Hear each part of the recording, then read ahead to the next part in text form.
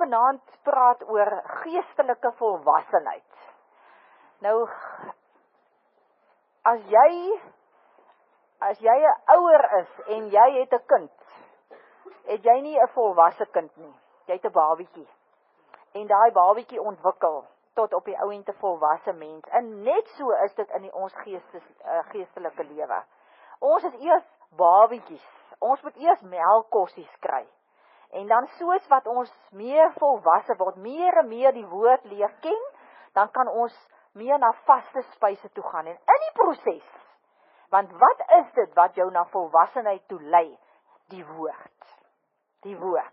Hoe meer ek en jy die woord hoor, hoe meer ons dieper en dieper waarhede van die woord hoor, hoe meer groei ons na geestelike volwassenheid toe. En mense, die Here is nie tevrede dat ek en jy net wedergebore is, en that's that nie.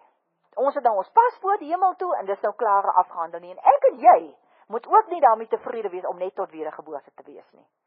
Ons moet na wedergeboorte, begin hy die werk in ons. Filippense 1:6, hy het 'n werk in ons begin, en hy sal het eind uitvolvoer. En wat is hierdie werk?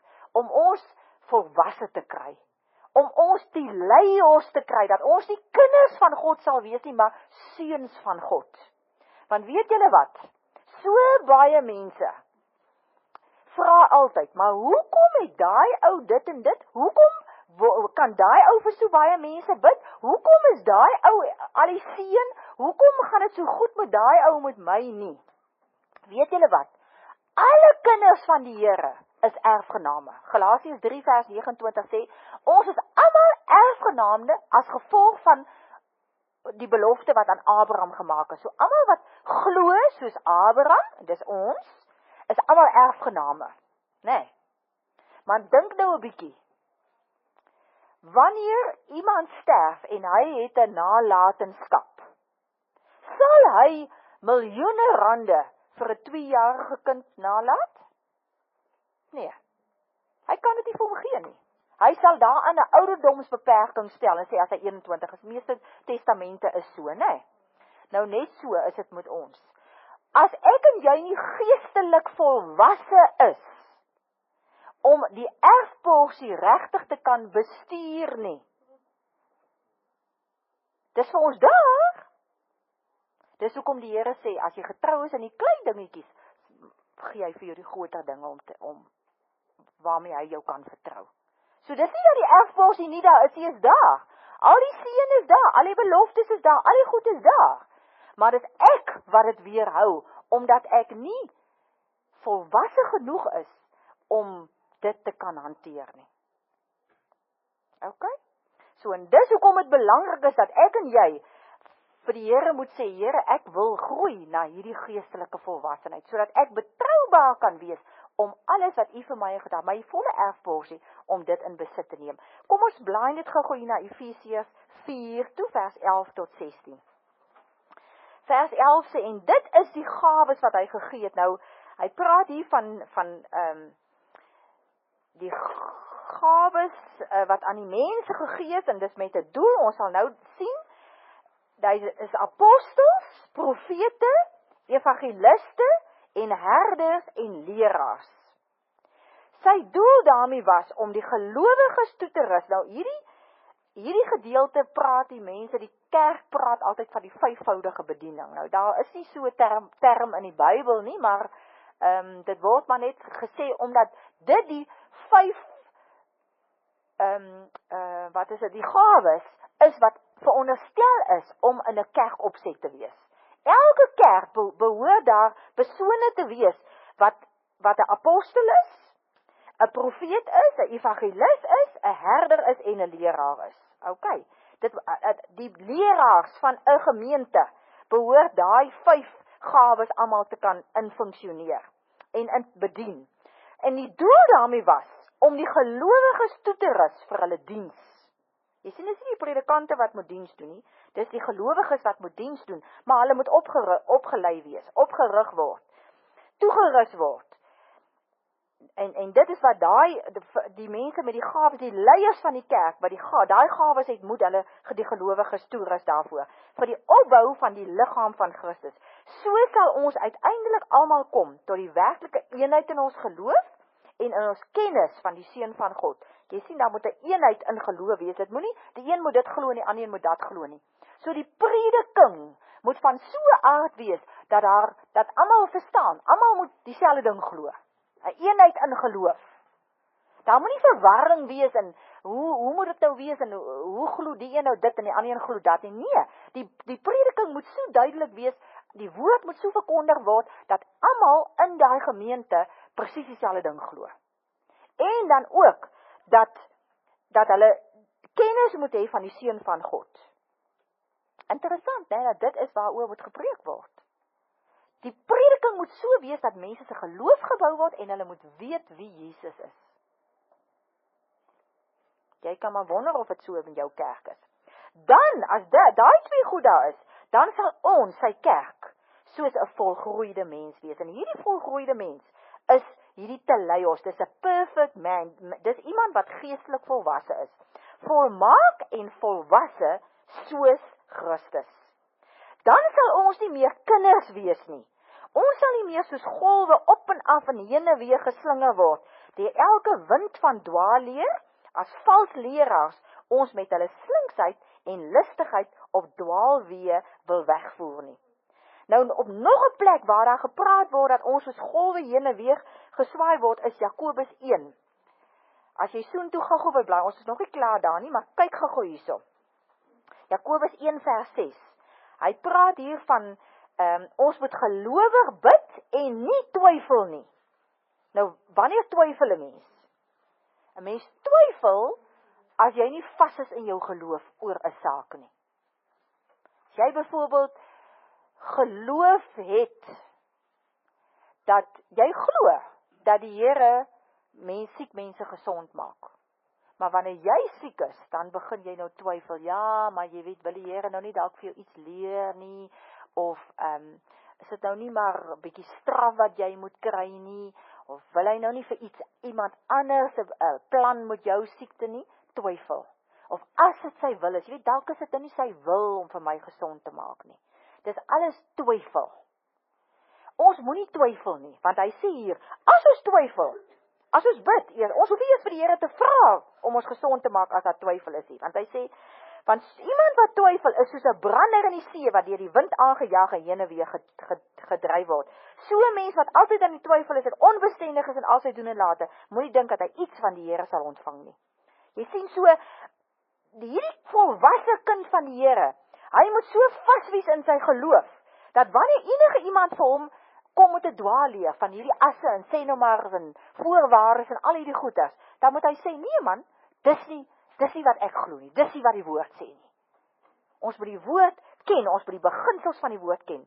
Hy sê, nee, ons sal in liefde by die waarheid bly, en so in alle opsigte groei na Christus toe. Hy is immers die hoof en uit hom groei die hele liggaam, die verskillende liggaamsdele pas by mekaar, en vorm saam 'n eenheid. Elkeen van hulle vervul sy funksie, en so bou die liggaam homself op in liefde. Dis waarby ek en jy veronderstel is om uit te kom. Goed. Nou kom ons kyk nou 'n bietjie na 6 punte wat ek hier uitgehaal het. Die eerste eienskap van 'n geestelike volwassene is, volgens Romeine 8 vers 14, kom ons blaai soontoe. Hy leef volkome onder leiding van die Heilige Gees. Kom ek lees vers 14. Almal wat hulle deur die Gees van God laat lei. Dis die nuwe vertaling is verkeerd daar. Is nie kinders van God nie, is seuns van God. Dis te lei ons daar. Almal wat hulle deur die Gees van God laat lei, is seuns van God. Nou jy laat lei jou of deur die Gees van God, of jy laat lei jou deur jou sondige natuur. Deur die natuurlike mens. In jou natuurlike is jy so en so. Maar nou is daar mos baie mense wat sê, maar jy weet, ek is nou maar so, of ons van 'n merwes is nou maar so, en julle moet nou maar net vir my aanvaar. Die mans is dit gewoonlik lief om dit vir die vrouens te sê. Of die vrouens vir die mans. Wat die een sal dit nou wees. Maar as 'n geestelike volwassene moet ons glad nie eers so redenasie hê nie. My natuurlike mens moet uit die pad uitkom. Moet so gesterf wees dat die gees van God heeltemal oorneem. Dit wat jy doen, en dit wat jy nie doen nie, en dit wat jy sê, hoe jy ook emosioneel reageer, byvoorbeeld om kwaad te word, dis jou natuur om met woede te reageer, maar wanneer die gees van God oorneem, hy kan nie in woede reageer nie, is dit nie so nie.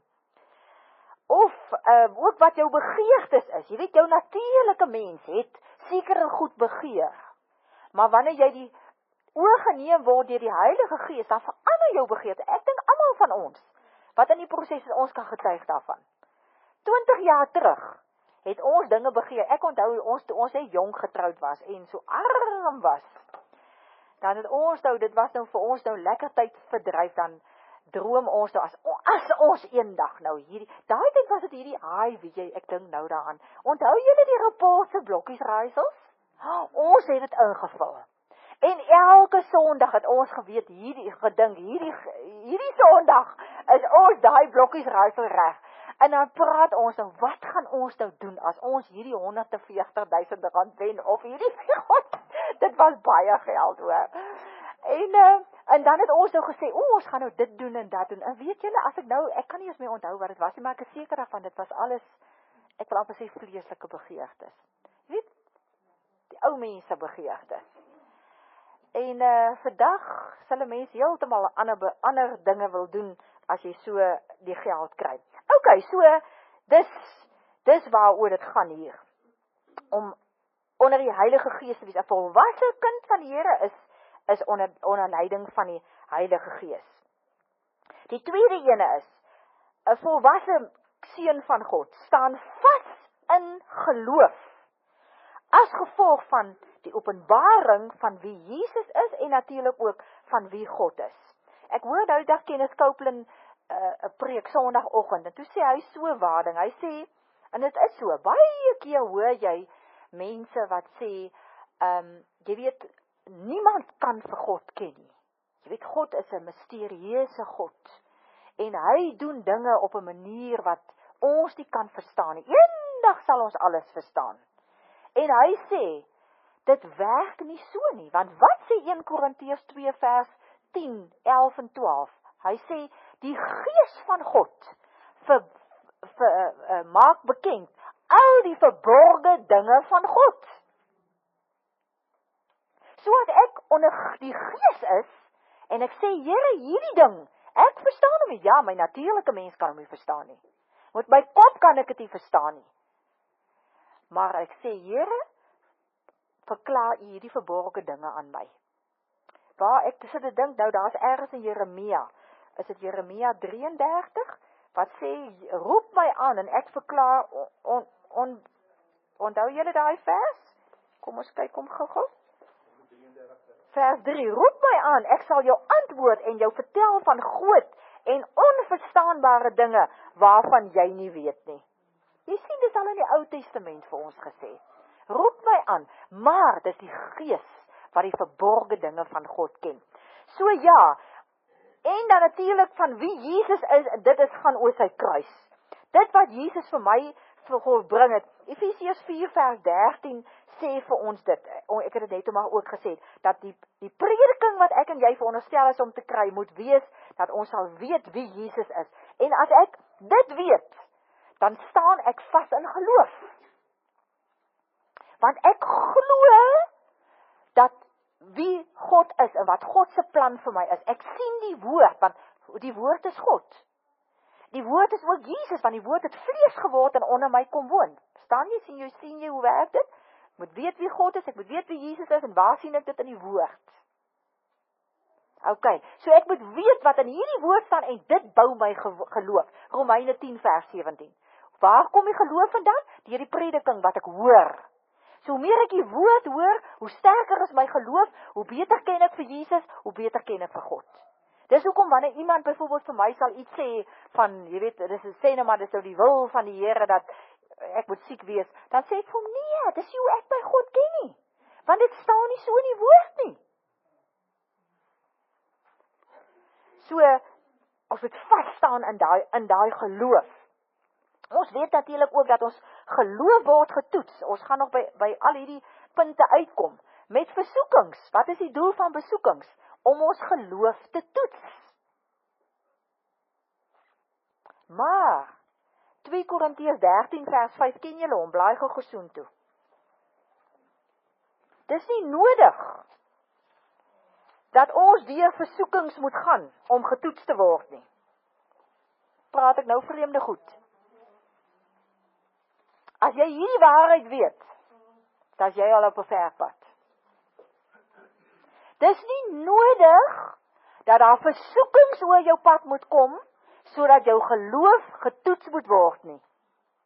Jou geloof moet so sterk wees, dat versoekings nie nodig is nie. Dis waarby ek en jy moet uitkom. Hoor hierso, hy sê dit hier in 2 Korintiërs 13 vers 5. Hy sê, stel julle self op die proef. Die duiwel hoef nie te kom om my te kom beproef nie. Stel julle self op die proef en ondersoek julle self of julle in die geloof lewe. Besef julle dan nie self dat Christus Jesus in julle is nie.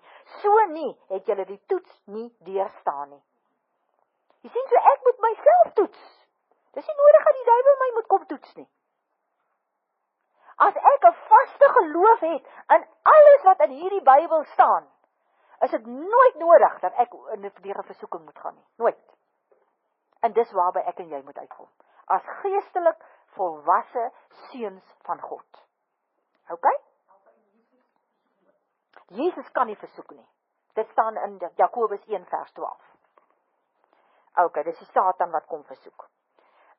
Die derde ene is, ek en jy moet absoluut geanker wees in die waarheid van die woord. Ons moet staan op die woordbeginsels.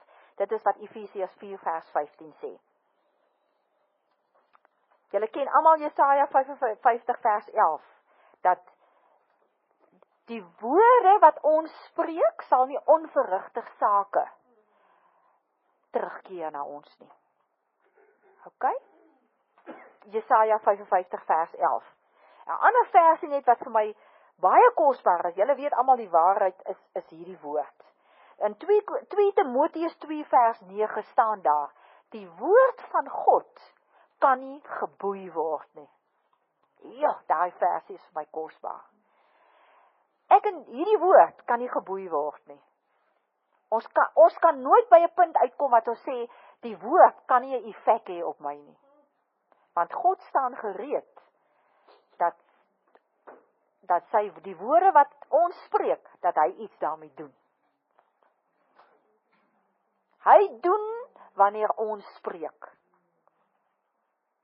Ek het vanoggend ook by die Bybelstudie gesê, daar is so baie mense wat altyd sê, Joyce Meyer het nou die dag gesê, wat sê, jy weet, sê nou maar byvoorbeeld, jy siek, of jy het nou huweliksprobleme, of wat se probleme ook al, dan sê hulle, nee, ek vertrou dat God iets gaan kom doen. Die Here moet nou hierdie saak kom iets doen. Jy gaan lank wag, want hy gaan niks doen nie, as jy nie spreek nie. Want hy sê, alles wat julle in my naam vra, sal ek vir julle doen. So as ek iets in sy naam vra nie, dan gaan hy niks doen nie.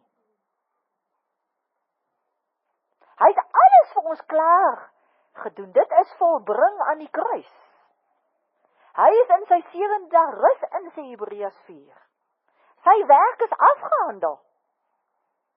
Hy het die werk vir ons gedoen, en nou spreek ons dit, ons vra dit in sy naam, en dan word dit 'n realiteit in ons lewe. Ek sê nou 'n klomp goed wat julle dalk nog nooit gehoor het nie. Ek wil nog 'n bietjie stil staan by hierdie woord, want dit is 'n ding wat vir my baie na in die hart is. Ek het vanmôre ook gepraat van julle wat nou vanoggend daar was, verskoon mag. Gister het Andrew Womack gepraat op die TV, weet jy, en ek het amper opgespring en hom 'n soen gaan gee. Want hy het presies gesê wat ek in my hart glo, maar weet julle, ek het nog nooit gehoor dat mense dit preek nie. En ek het al begin twyfel, maar is ek van my kop af om hierdie goeders te glo? Hy sê, daar word altyd gesê, dat ons moet leer uit ons foute. Né? Ons sê dit mos. Weet julle dat dit nie skrif gefundeer is nie? Waar leer ons? Uit die woord uit. En ook, ons kan leer uit ander mense se foute. Maar dis nie die Here se wil, dat ek en jy ooit moet foute maak nie. Want as ons foute maak, dan gaan dit mos sleg met ons. En sy gedagtes, Psalm 139 vers 16, is net goeie gedagtes vir ons. Ok? Maar nou, en Andrew Womack sy hele Bybelstudie nou, gaan oor, dat God het 'n wil vir die mens, en God se wil is altyd mooi en goed vir die mens. Weet julle waar kom die probleem in? Die probleem kom in, dat ons nie sy wil doen, om by daai volmaakte wil van hom uit te kom nie. En hy vertel toe die storie, en ek wil dit graag nou weer vertel. Hy vertel toe van, hy het geld nodig gehad in sy bediening, om sy bediening uit te brei vir die koninkryk. En hy het nie geweet hoe om hierdie geld in die hande te kry, en hy hoor toe van hierdie mense, wat hierdie spesiale manier het van fondsinsameling, en hy laat kom hulle toe, vlieg na hom toe, en hy moes hulle voor die tyd betaal, 'n bedrag geld, vir hierdie raad, wat hy nou gaan kry, om nou hierdie geldfondse in te samel, vir sy koninkryk. Alles klink mos nou wonderlik. Toe kom die mense daar, en hulle sê toe vir hom, man, jy moet nou hierdie en hierdie foto's, moet ons nou neem, van hierdie kindertjies, wat die bene so uitsteek, en die maagies is so opgeswel, en die adverteer jy oral, en jy sê dit vir die mense, jy soek geld, om vir hierdie kindertjies kos te gee. En dan sal die mense vir jou geld gee. En so gaan jy nou geld in die hande kry, vir hierdie projek van jou. En Andrew Womack het hulle so geluister, en sê, maar, ek soek nie geld vir die hongerkindertjies nie. Ek soek geld vir iets anders. Hulle sê, maar dit maak nie saak, en die mense weet dit nie. Dis 'n manier om geld te kry. Hy sê, vir 'n breekdeel van 'n sekonde, wou hy val vir hierdie ding. En ewe skielik besef hy, maar dis niks anders as leuns nie. En onwaarheid pas nie in die koninkryk van God nie. En hy sê vir hulle, klim op julle vliegtuigie, Kubai. Die Here het toe vir hom geld voorsien. En hy noem toe, hy sê toe, dat ons kan nie, die doel heilig nie die middel nie. Ons kan nie wil verkeerd doen. Dit is God se wil, dat hy die geld moet hê. Maar jy kan nie op 'n verkeerde manier te werk gaan, buite God se wil, om by sy wil uit te kom nie. En weet julle, dit is wat baie keer ons probleem is. Ek sê ook altyd, ek sê dit altyd, as jy teenspoed het, is jy buite die wil van God, en ek het al half gewonde, jene, maar sê ek nou nie heeltemal, sê ek het nie dalk verkeerd, en met hierdie lering verstaan ek het nou baie mooi, want dit is nie altyd dat jy, jou einddoel is binne sy wil, of dit waar jy is, sê nou maar byvoorbeeld, jy is in 'n besigheid, jy het by die Here gehoor, jy moet 'n bepaalde besigheid begin, maar nou is dit teenspoed, en dit floreer net nie. Dit beteken nie, die besigheid is buite God se wil nie. Dalk is die manier hoe jy dit bedryf, doen jy dinge wat buite sy beheer is. Want hy sê, dit is gewoonlik mense se probleem. Dat hulle nie, om net te weet wat sy wil is punt nommer 1. Verre punt nommer 2 is om by die Here te hoor, wat is sy wil, om by sy wil uit te kom. En dit maak vir my soveel sin. En hy vertel toe die storie van Moses. Dieselfde geld, ek het agterna gedink, dieselfde geld eintlik vir Salomo. God het 'n wonderlike plan vir Salomo gehad. Julle ken Salomo se storie. Maar Salomo het een fout gemaak, en hy het met vrouens te doen gehad. In die eerste plek het hy klomp vrouens gehad, wat almal in afgoderry was. En daai vrouens het sy val beteken. So hy was binne God se wil. Alles wat hy gedoen het, behalwe die vrouens, was God se wil. Hy was gehoorsaam, al die dinge reg gedoen. Ons sien hoeveel wysheid hy gehad het. Maar die vrouens was buite God se wil. Wat hy gehad het. En op die ou end het hy self van God verwyderd geraak, as gevolg van dat hy by daai een aspek buite God se wil was. Dieselfde met Samson. En nog 'n voorbeeld wat ek vanmiddag aangedink het is Josafat. As jy blaai na 2 Kronieke 20 toe, dan sien jy daar, ons almal ken, ek het al baie as 'n voorbeeld genoem van Josafat, wat bang was toe die vyand op hom afkom, en die Here sê, en hy gaan na die Here toe, en die Here sê vir hom, staan jy eenkant, ek gee vir jou die oorwinning, en julle weet wat gebeur, die 2 nasies, wat die vyand was, het op die ou en mekaar uitgemoor. So Josafat was hierdie wonderlike koning, wat so in afhanklikheid by die Here was, en oorwinning op oorwinning, julle kan die hele geskiedenis van Josafat gaan lees.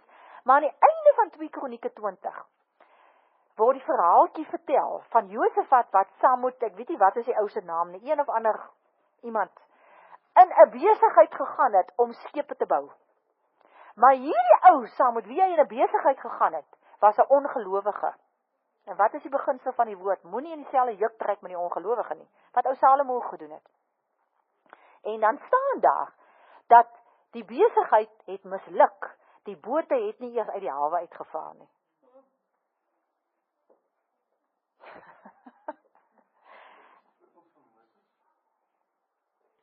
Moses het weer, kyk, voordat hy nog, God met hom gepraat het in Exodus 3 met die brandende bos.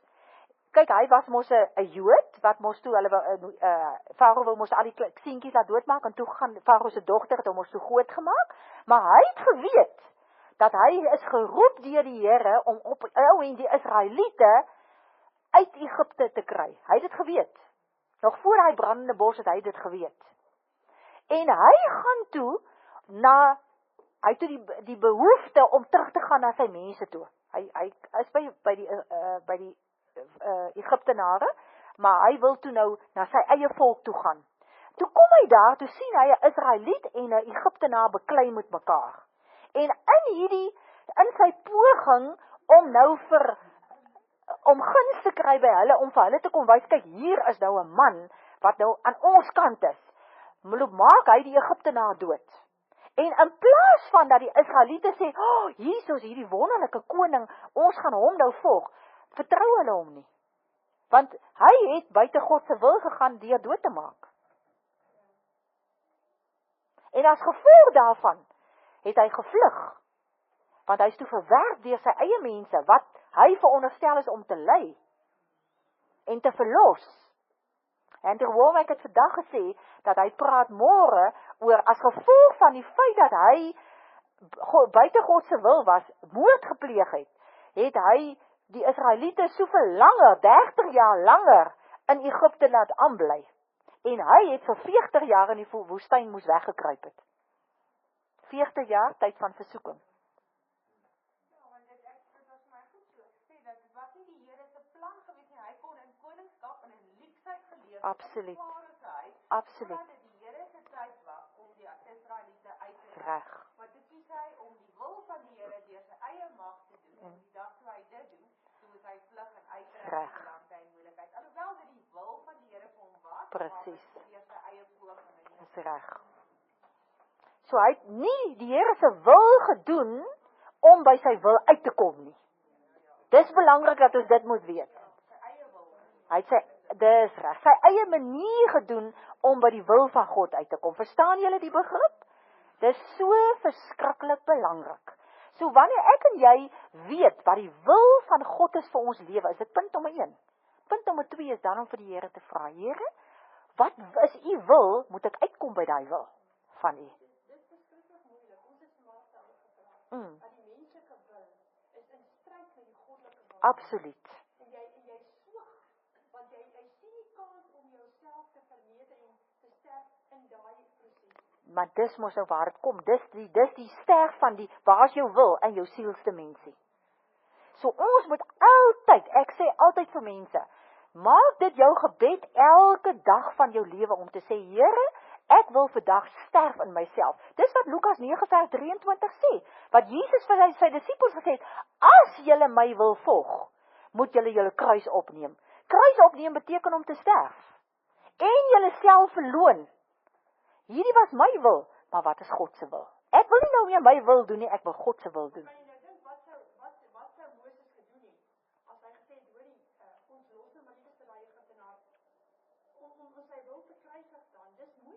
Ja. Ja, dit is die stryd. Maar wat sê Galasiërs vir ons? Ons moet ons deur die Gees laat lei, want die Gees en die sondige natuur is altyd in 'n stryd met mekaar. Jy sien, dis hoekom punt nommer 1 van 'n volwasse is, leiding onder leiding van die Heilige Gees. Dis punt nommer 1. Absoluut punt nommer 1. OK. Waar is ek? By die waarheid. Punt nommer 4. Wanneer ek 'n volwassene is daar geen verwarring by my oor die suiwerheid of die onsuiwerheid van die evangelie verkondiging nie. Wanneer ek enige teaching hoor, en weer eens is dit die Gees van God. Ek weet nie van julle nie. By my is dit 'n verskriklike sterk ding. As ek teaching hoor, en daar's iets wat onsuiwer is, weet julle, hier is ietsie binne in my, wat net so maak. Dit kan nou die wonderlikste prediker onder die son wees. Ek is verskriklik lief vir Joyce Meyer se prediking. Ek luister daarna. Ek gaan nou nie heel dag daar sit nie, maar ek luister daarna. Sy's 'n goeie prediker. Sy preek nie genoeg skrif na my sin nie, maar sy's 'n goeie prediker. Maar sy het nou eendag 'n ding gesê. Maar toe sy dit sê, weet jy dat toe kom hier 'n heilige woede hier in my. Laat ek so kyk en ek sê, maar nou praat jy, Ja, ek het dit net bietjie krasser uitgedruk. Want ek was so kwaad. Hoe kan sy dit sê? En die skade wat sy doen, leef ek 'n twak te praat. Weet julle wat het sy gesê? Sy het gesê, sy so bly vandag. Sy was seksueel gemolesteer deur haar pa, want anders kon sy nie vandag die prediker gewees het wat sy is nie. Dis twak. Dis nog 'n ding. Mense sê, dat ek kan nie vir iemand help, of vir iemand bedien, wat seksueel byvoorbeeld gemolesteer is, as ek nie self seksueel gemolesteer het nie. Of ek kan nie iemand help, wat 'n kind aan die dood afgestaan het, as ek nie self 'n kind aan die dood afgestaan het. Dis ook twak. Andrew Womack het dit ook gister gesê. Want hoe kan ek iemand bedien? Deur die woord. Deur die woord. Dit is wel so, in 1 Korintiërs 1, staan daar, dat uit elke moeilikheid help hy vir ons, en as ons uit die moeilikheid kom, dan kan ek weer iemand anders help. Maar daar gaan dit oor, dat as Lisa by my kom, en haar kind is dood, dit sal nie so wees nie, dan kan ek nie vir haar sê, Lisa, ek weet presies hoe jy voel nie, want my kind is dood, ek kan dit nie vir haar sê nie. Maar dit beteken nie dat ek vir haar kan sê, Lisa, die Here is lief vir jou, die Here vertroos jou, die Here gaan jou opbou, die Here gaan jou versterk, want ek kry dit uit die woord uit. Maar ek kan nie vir haar sê, ek weet hoe jy voel nie, want ek weet nie hoe sy voel nie. Dis die waarheid. Maar is verseker nie so, dat ek net iemand kan help, as ek al deur daai selfe krisis gaan nie. Dis twak. Die Here wil nie hê ons moet deur krisisse gaan nie. So dan sal enige iemand anders kan help nie, as ons by daai punt kan uitkom nie.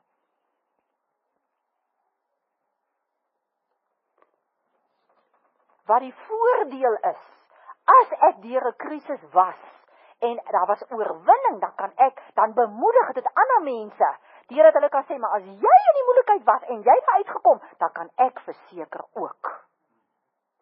Dis die waarheid. Dis hoekom ons getuienis het. Alright.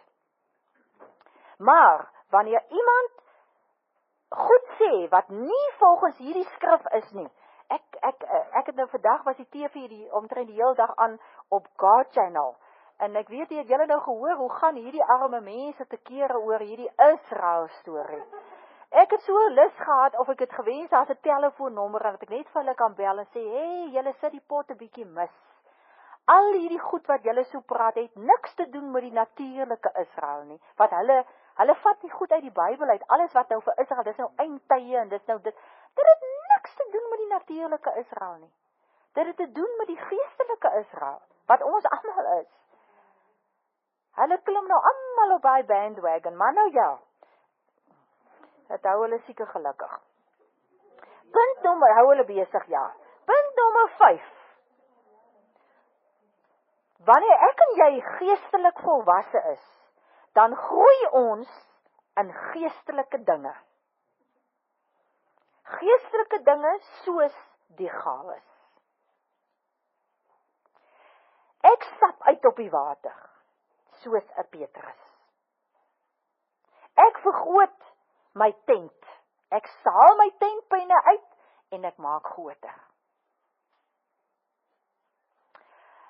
Die gawes van die Gees, al die gawes van die Gees, het elke kind van God. Dis nie net vir party mense nie. Nie net seker is vir party mense nie. Want weet jy wat?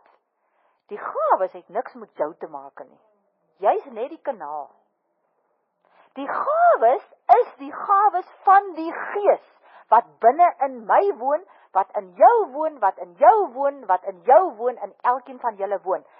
Die mate wat ek die Gees toelaat, om die gawes, in die gawes te funksioneer, is die mate wat die gawes deur my gaan vloei. As ek deur onkunde, en dit is hoekom daar in 1 Korintiërs 12, waar geskryf word oor die gawes, ek glo dit, dis hoekom daar staan, vers nommer 1, wat die gawes van die Gees betref, broers, wil ek hê, dat julle ingelig moet wees, want daar's baie mense wat nie ingelig is, oor die verskillende gawes nie. As jy, byvoorbeeld sal sê,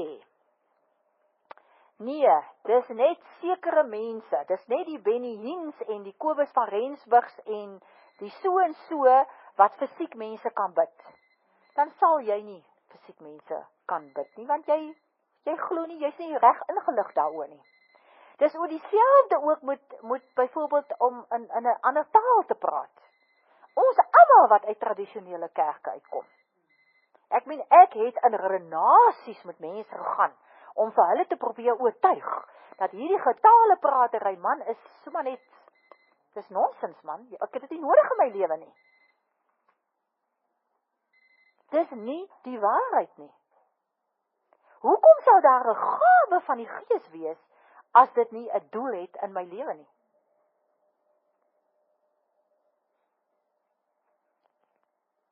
So, as jy toelaat dat die Gees deur jou funksioneer, hoe meer en meer, van die een na die ander, Maar dis jou keuse. Die mate wat die geestelike dinge groei in jou lewe gaan net van jouself afhang. Die Gees kan nie meer word of minder word of sterker word of iets nie. En weet julle, ons het dieselfde Gees, elkeen van ons het een Heilige Gees, wat dieselfde gawes het in elkeen van ons. Okay.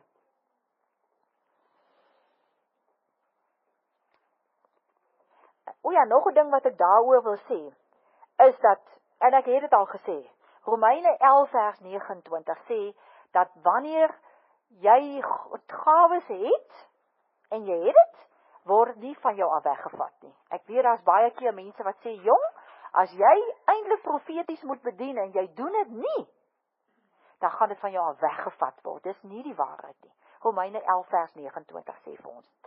Wat daar wel staan in 2 Timoteus 1 vers 6, 2 Timoteus 1 vers 6, dan daar staan, om hierdie rede herinner ek jou daaraan, dat jy die genadegawe wat God jou gegee het, toe ek jou die hande opgelê het, soos 'n vuur weer moet aanblaas. Jy sien, wanneer ons om een of ander rede, een van die gawes 'n bietjie afskeep, dan kan ons net vra dat die Heilige Gees dit weer moet aanblaas. Hy is maar net 'n bietjie, die kolletjies het 'n bietjie flouerig geword. Kan julle die prentjie sien? So, blaas hom net 'n bietjie, dat hy weer kan begin funksioneer. Die gawes wat ons het ons met 'n doel, want hoekom? 1 Korintiërs 3 vers 9 sê, ons is medewerkers in diens van God.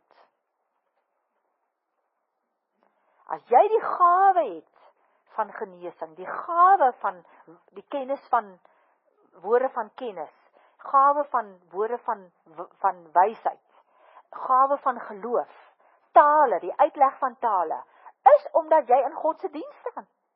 Hy wil jou gebruik. Die gawe om mense te bemoedig, die gawe om 'n diensbaar te wees, om onderrig te gee. As ek net die hele tyd gaan sê, nee, jy weet, ek kan dit nou nie doen nie. As almal so gaan sê, dan gaan niemand iets doen nie. Ons is medewerkers in God se diens. En dan punt nommer 6. Leef in harmonie met medegelowiges. Jy is 'n vredemaker, jy's nie 'n moeilikheidmaker nie. En weet julle, toe ek hier net 'n bietjie met die Here praat hieroor, herinner hy vir my aan Psalm 133. Bly gesoen toe. Psalm 133.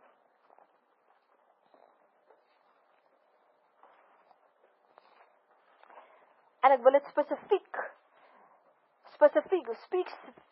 sê, in jou huisgesin.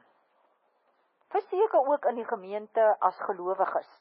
Maar spesifiek hierdie skrif, elkeen van julle wat in 'n huisgesin is, jy met jou vrou en jou kinders, hier staan. Hoe mooi is dit as broers eensgesind saamwoon. Dit is soos reukolie wat van die kop af in die baard afloop. Waarvoor staan reukolie? Salwing, Heilige Gees salwing. Die baard van haar arm af tot by die soem van sy klere. Met ander woorde, jou hele liggaam, Heilige Gees salwing. Dit is soos die dou van Hermonberg. Nou die dou is ook Heilige Gees, die water. Wat op die berge by Sion val. Waar broers so saam woon, skenk die Here sy seën. En wat is daai seën? 'n lang lewe. As jy wil oud word, saam met jou vrou en saam met jou kinders, wees eensgesind. Wees eensgesind. Nog 'n interessante voorbeeld wat ek wil noem is, blaai na Handelinge 1 toe. Hierdie is spesifiek nou gelowiges. Handelinge 1. Ons sien hier in vers 14, dis nou Jesus is klaar in die hemel, opgevaar hemel toe.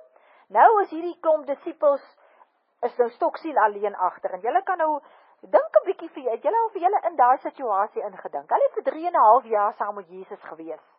Alles saam met hom gedoen, en ewe skielik is hy weg. Hy was hulle leier, hy het hulle geleer, hy was die voorloper. En Jesus hulle stoksiel alleen nou, hulle klomp. Ek dink ek sal net my maatjie soek, en ek sal net by hulle wil wees. En dis presies ook wat hulle hier gedoen het. Ons sien hierso vers 14, Handelinge 1. Hulle het almal eensgesind volhard in die gebed. Hulle het nie geweet wat om te doen nie. Toe het hulle maar net almal by mekaar gekom en het gebid. En as gevolg van daai eensgesindheid was die uitstorting van die Heilige Gees. Toe die dag van die Pinksterfees, dis nou Handelinge 2 wat ek nou lees, toe die dag van die Pinksterfees aanbreek, was hulle almal op een plek by mekaar. En toe hulle so in 'n eensgesindheid daar by mekaar is, en saam bid, dit was nou al hierdie 120 van hulle, was daar skielike geluid uit die hemel, en dit was die uitstorting van die Heilige Gees. Jy sien waar daar 'n eensgesindheid is, daar werk die Heilige Gees. En hier is verskillende plekke waar daar riglyne vir die gelowiges gegee word. Een byvoorbeeld in Romeine 12. En as jy daarna gaan kyk, hier Romeine 12, waar staan riglyne vir die Christelike lewe. Vers 16. Eintlik al as die hele stukkie daar, kyk byvoorbeeld vers 13, help die medegelowiges in hulle nood, en lê julle toe op gasvryheid, seën julle vervolgens, ja, seën hulle, moet hulle nie vervloek nie. Wees bly saam met die wat bly is, en treur saam met die wat treur. Wees eensgesind onder mekaar. Moenie hooghartig wees nie, ensovoorts, en moenie kwaad met kwaad vergeld nie. Wees goedgesind teenoor alle mense. Leef in vrede met alle mense. Moenie self wraak neem nie, geliefdes, maar laat dit oor aan die oordeel van God. Kan 'n mens wraak neem? Kan 'n mens, kyk byvoorbeeld die laaste vers hier is vir my wonderlik. Hy sê, moet jou nie deur die kwaad laat oorwin nie, maar oorwin die kwaad met die goeie. Wanneer jy 'n eensgesindheid het met iemand, kan jy hom wil kwaad aandoen? Jy kan mos nie wil nie. Das jy mos op die beklei uit. In plaas van om op vrede maak uit eensgesindheid. Ons het verskille, so kom ons praat hierdie ding uit op 'n mooi manier, dat daar weer 'n eensgesindheid tussen ons kan wees. Dis regtig wat die Here wil hê. Vir jou as 'n geestelike volwassene, is dit hoe ek en jy moet wees. Nie altyd beklei. Kom ons gaan hof toe. Nou gaan ek jou terugkry. Nou gaan ek dit vir jou doen. Jy wil mos nie maak soos ek wil. Nou sal jy maar moet vat, hierdie moeilikheid moet vat. Nee. Ons verskil, kom ons praat dit uit, dat daar 'n eensgesindheid kan wees. Of vergewe onmiddellik, oorwin die kwaad met die goeie. As ander verse, 1 Petrus 3 vers 8, Romeine 15 vers 5, Efesiërs 2 vers 2, alles sê dieselfde ding, gaan oor 'n harmonie, en dan moet ek dit weer sê, 1 Petrus 3 vers 8, Efesiërs 2 vers 2, en Romeine 15 vers 5. Blaai gou na Esegiel 16 toe. Dit was sommer net interessant, en ek geniet altyd so die Ou Testament, as dit vir my so, alles so by mekaar vat, wat eintlik in die Nuwe Testament staan. Esegiel 16, ek het geskryf hier op die aantekeninge, dit behels 'n proses.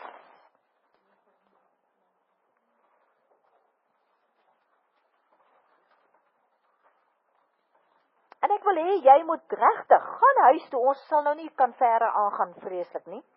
Miskien moet ons maar die volgende punte volgende week doen. Maar, ek wil hê, jy moet huis toe gaan, en jy moet vir die Here gaan sê, hierdie 6 goed, daar mag baie meer wees, ek wil nie sê, hierdie ding is volledig nie. Maar hierdie 6 goed, Here, ek soek dit in my lewe. Want ek wil vir jou sê, as ek en jy, in ons geestelike wandel met God, as ek en jy kan sê, ek erken hierdie dinge in my lewe, dan het jy ver gevorder. Dan kan jy sê, maar weet jy, ek is nie meer 'n baba in my geloof nie. Ek het al gegroei na geestelike volwassenheid toe. En dis nie om geestelik hoogmoedig te wees om dit te sê nie. Jy hoef jou nooit te vergelyk met iemand anders nie. Jy vergelyk jou met jouself. Dis alwaaroor dit gaan. Ons mag nooit geestelik hoogmoedig wees om te sê, ag jy weet, daai ene, hy's maar nog 'n ou babytjie nie. Ook al sien jy dit, dan help jy hom liewers en spreek woord in hom in dat sy geloof kan groei. Maar moenie met 'n hooghartigheid sit en jy weet ek is nou meer holier than thou as daai ou nie. En dan is jou gesindheid in elk geval nie reg nie. Maar bid regtig dat hierdie 6 aspekte realiteit word in jou lewe. Maar kom ons kyk gou hier na Esegiel 16. Dit is vir my 'n vreeslike mooi stuk hierdie. Ek gaan nie alles lees nie. Kom ons begin daar by vers 4. Toe jy gebore is jou naalstring nie afgesny nie. Jy's nie gebad nie. Jy's nie met sout ingevryf nie. Dink nou 'n bietjie wanneer ek en jy tot wedergeboorte kom. OK? Jy is nie gebad nie. Met ander woorde, jy's nog vol bloed. Jy is nie met sout ingevryf nie. Sout verwys na verbond. Sout verwys na verbond. Jy's nie in doeke toegedraai nie. Niemand was ooit jou besorg of het soveel vir jou oor gehad nie, ensovoorts. Vers 6. Toe het ek verbygekom. Dis die Here. Toe het ek verbygekom en jou in jou bloed sien spartel. Die bloed waarmee ons vrygespreek is. Ek het vir jou, daar waar jy in jou bloed gelê het gesê, leef. Wat gebeur met my en jou, wanneer ons tot wedergeboorte kom? Ons begin geestelik leef. Die Heilige Gees bring lewe in ons, né? Ja, ek het vir jou, daar waar jy in jou bloed gelê het gesê, leef en groei. Ek het jou soos 'n veldplant laat groei, en jy het gegroei en groot geword. Dis wat die Here met ons doen. Jy het 'n pragtige meisie geword. Jou borste het styf geword en jou hare lank. Maar jy was kaal, jy het nie klere gehad nie. Toe het ek by jou verbygekom en sien dat jy volwasse begin word. het ek jou onder my sorg geneem en vir jou klere aangetrek. Ek het my met 'n eed aan jou verbind en met jou 'n verbond aangegaan. Sê die Here my God, jy het myne geword. Ek het jou gebad, die bloed van jou afgewas en jou met olie ingesmeer. Die salwing. Ek het vir jou 'n veelkleurige rok aangetrek. Kleure beteken mos almal iets. Onthou julle ook Josef se veelkleurige kleed? En skoene van gebreide voete, skoene as bereidheid om die evangelie van vrede te verkondig. Ek het vir jou klere laat dra van linne. Linne klere vir sinnebeeld reinheid. En ander kosbare stof. Ek het jou getooi met juwele. Juwele beteken special treasures for people of God. Dis skatte wat God in jou kom deponeer. Ek het vir jou armbande en halssnoere aangesit. 'n ring, wat beteken 'n ring? Gesag en mag. Aan jou neus, hangertjies aan jou ore en 'n pragtige krans op jou kop. Die kroon van eer en heerlikheid waarmee ek en jy gekroon is. Hebreërs 2, ek dink is vers 8. Jy kon jou tooi in goud en silwer, jou klee in linne, kosbare stof, jou kleurige materiaal, jou kos was fyn meel. Kos, die woord van God, fyn meel beteken suiwer woord. Heuning beteken dat jy het 'n behaag in die woord, jy soek daai woord. En olie beteken Heilige Gees salwing. Jy het baie mooi geword, geskik om 'n koningin te wees. Jy het onder die nasies beroemd geword om jou skoonheid. Dit was 'n volmaakte skoonheid, die gevolg van die pragt waarmee ek jou uitgerus het. Sien julle die hele proses van geestelike ontwikkeling daar? So dis 'n proses. Nou ons gaan nou maar volgende week begin, dit is 8 uur, met 5 maniere hoe ek en jy by geestelike volwassenheid kan uitkom. OK? Ek het gedog ons gaan die eerste 2 vanaand klaarmaak, maar ons het nou nie. Is julle opgewonde? Is julle gedetermineerd om by geestelike volwassenheid uit te kom? Of wil julle met neppies hemel toe gaan? En moet 'n titi bottel? Ons wil nie, né?